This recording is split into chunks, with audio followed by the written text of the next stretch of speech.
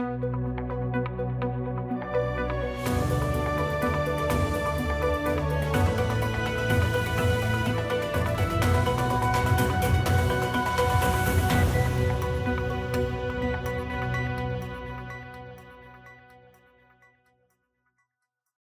today's news, Premier Wheatley promises review after being questioned on sharp rise in immigration costs.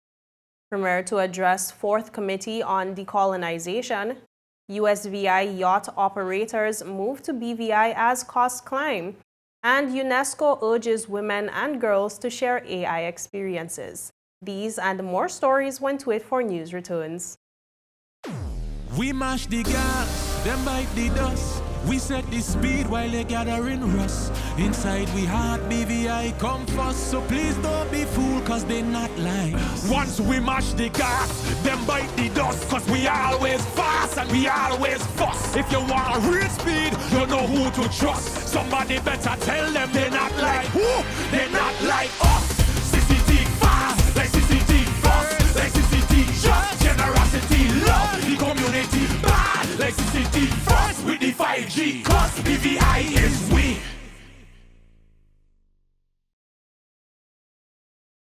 Welcome viewers to the October 6th edition of 284 News. I am Jacka Wooding Donovan, bringing you the latest out of the British Virgin Islands. Thank you so much for joining us.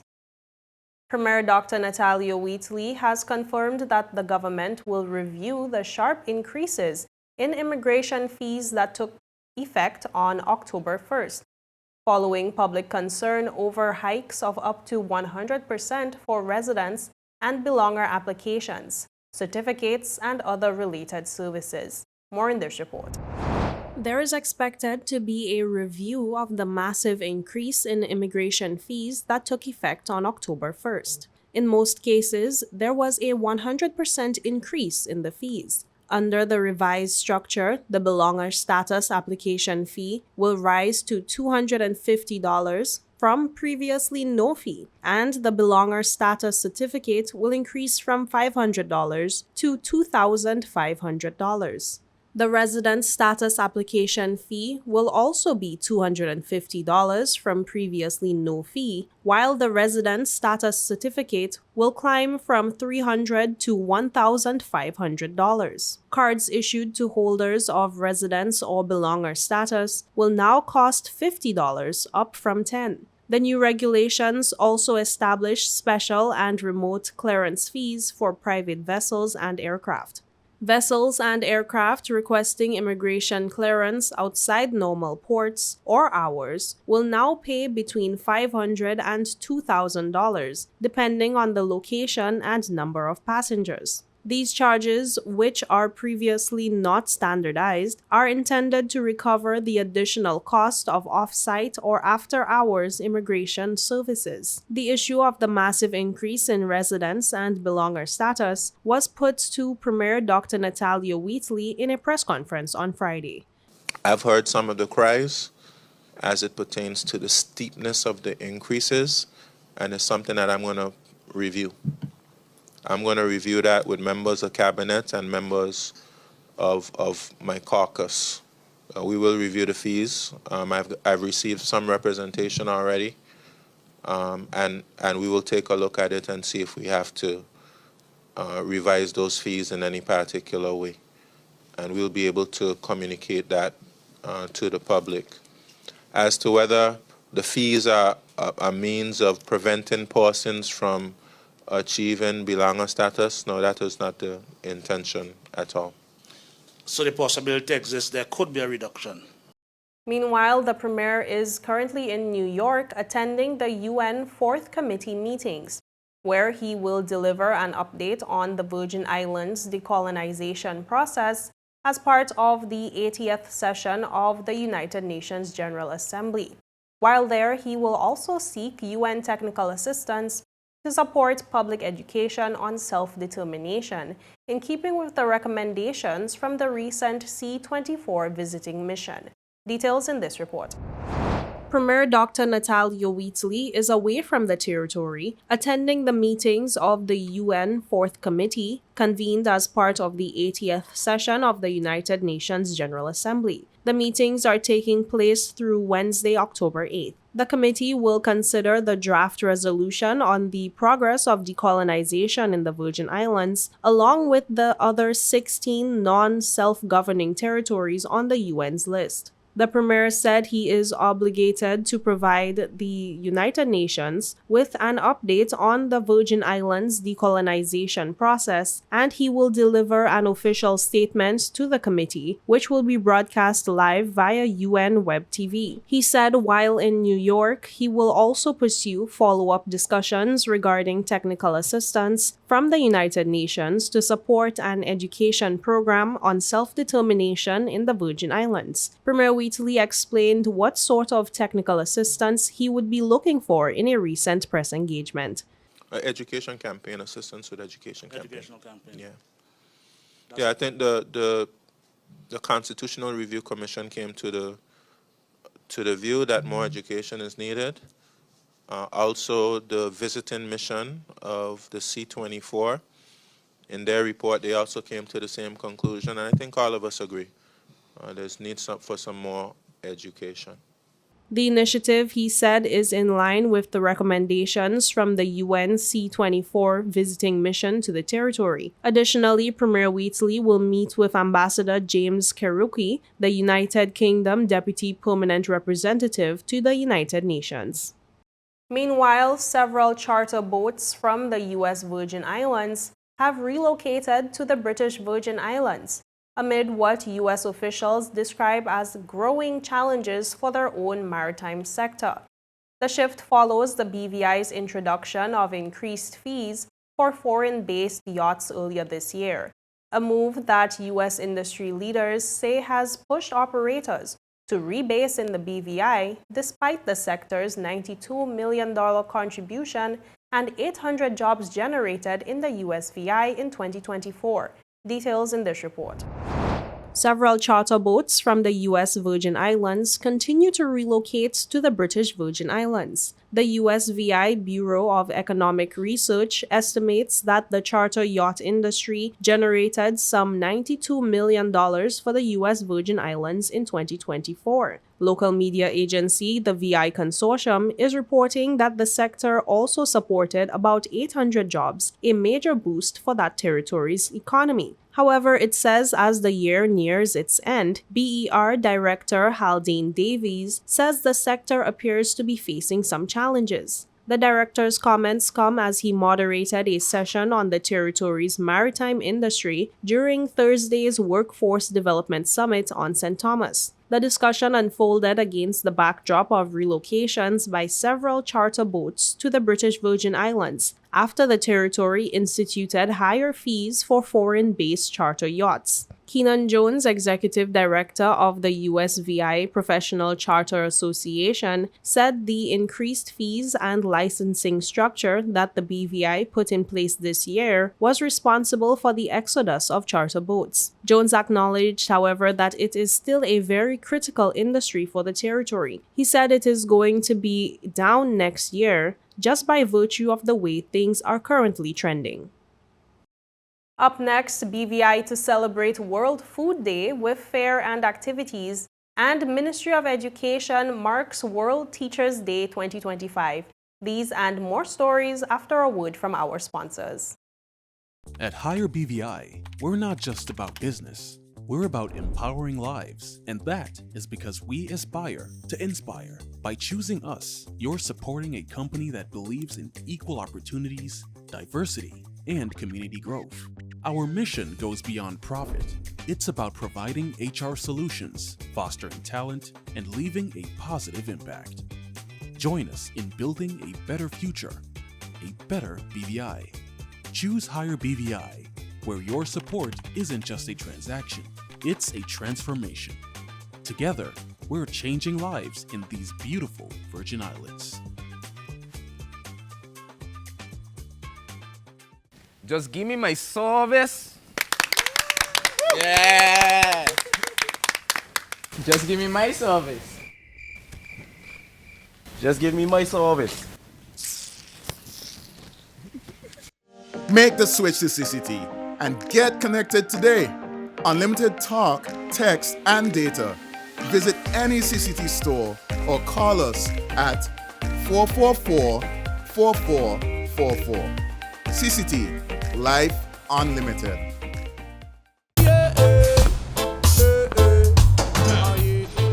Father Jesus, that line here long like church service.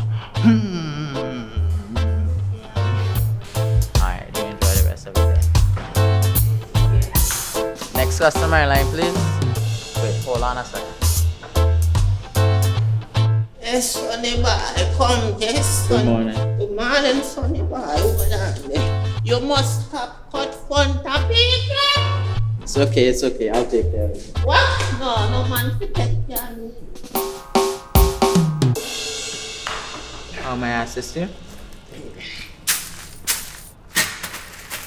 Yes. You want top of power? You want top of power?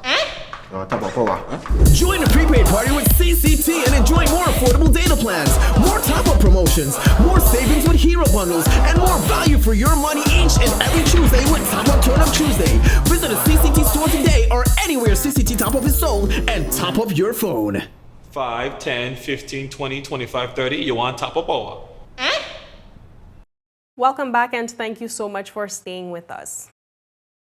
The British Virgin Islands will mark World Food Day 2025 with a special fair and activities aimed at promoting healthy eating and local farmers. Details in this report.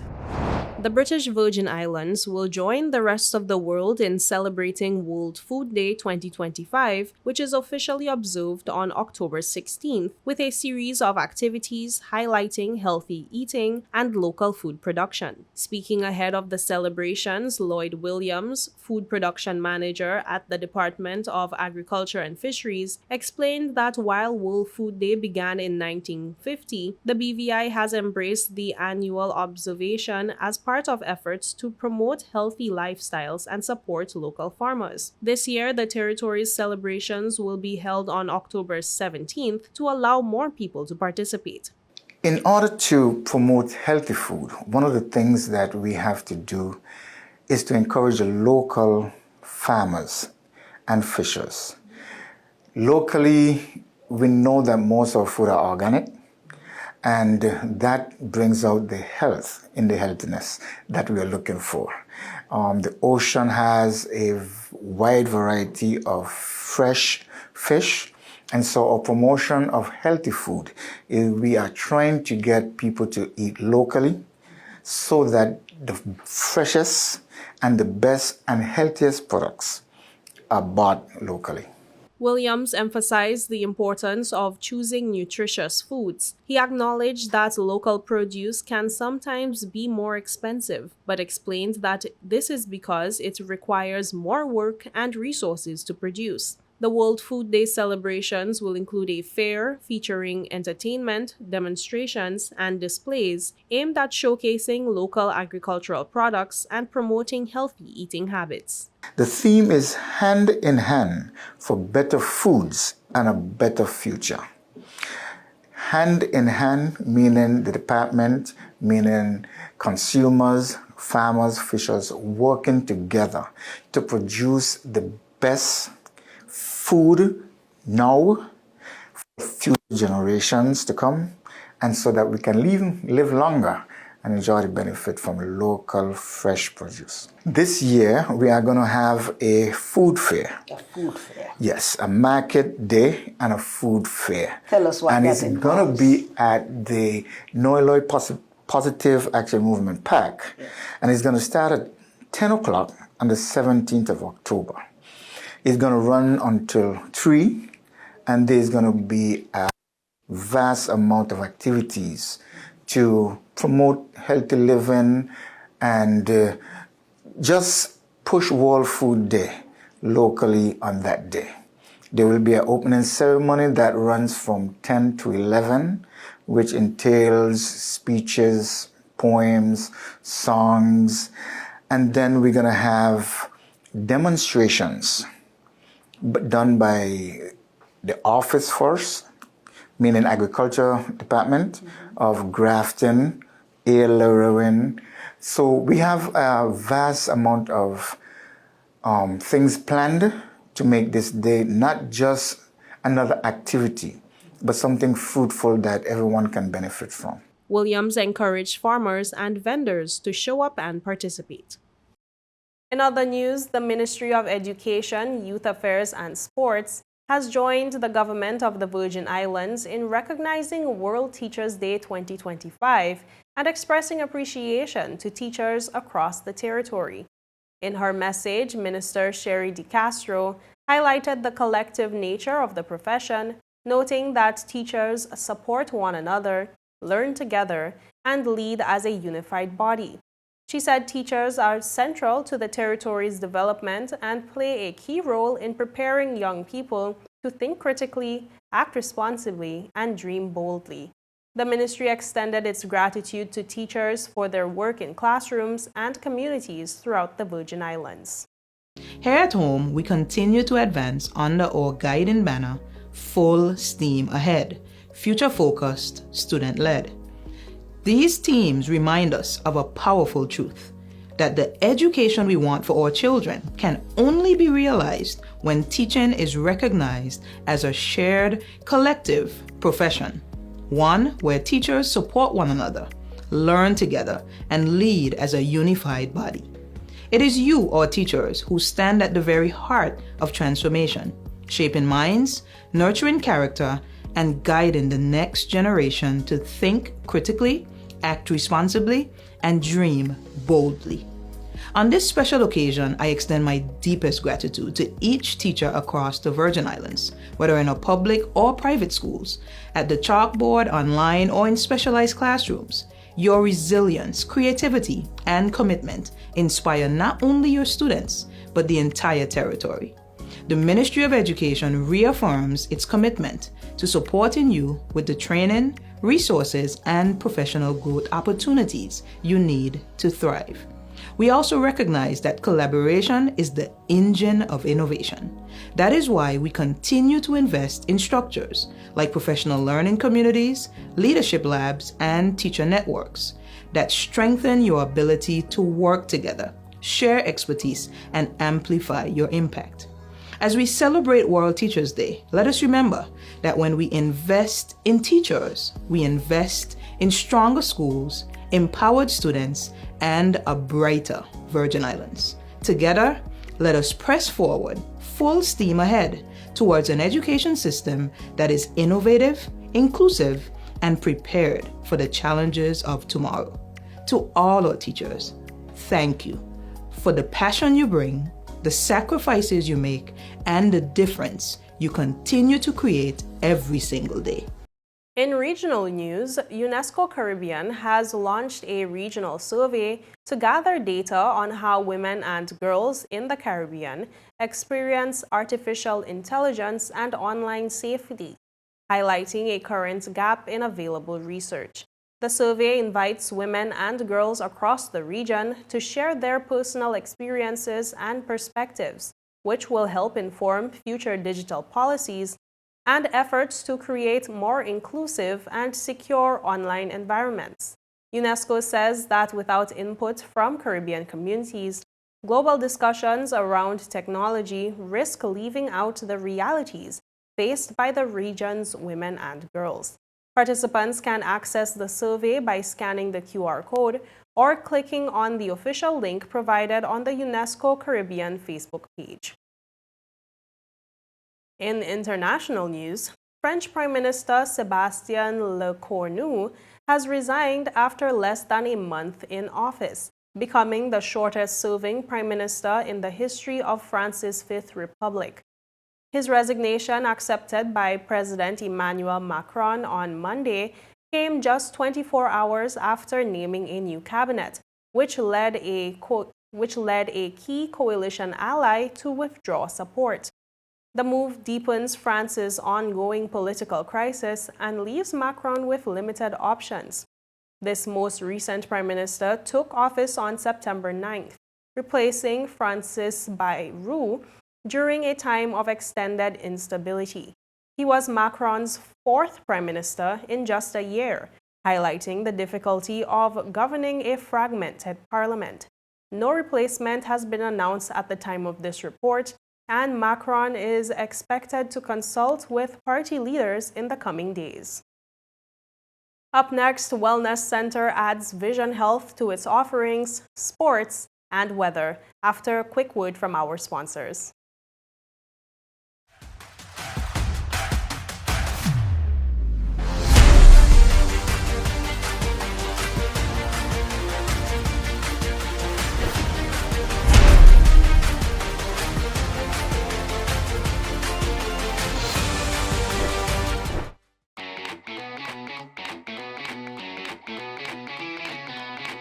My name is Henry Bosch. I work for PPG. I'm here to explain to you the use of the Deltron NXT paint line and enviro-based high performance, one being solvent-borne and the next being waterborne. The difference is that one is totally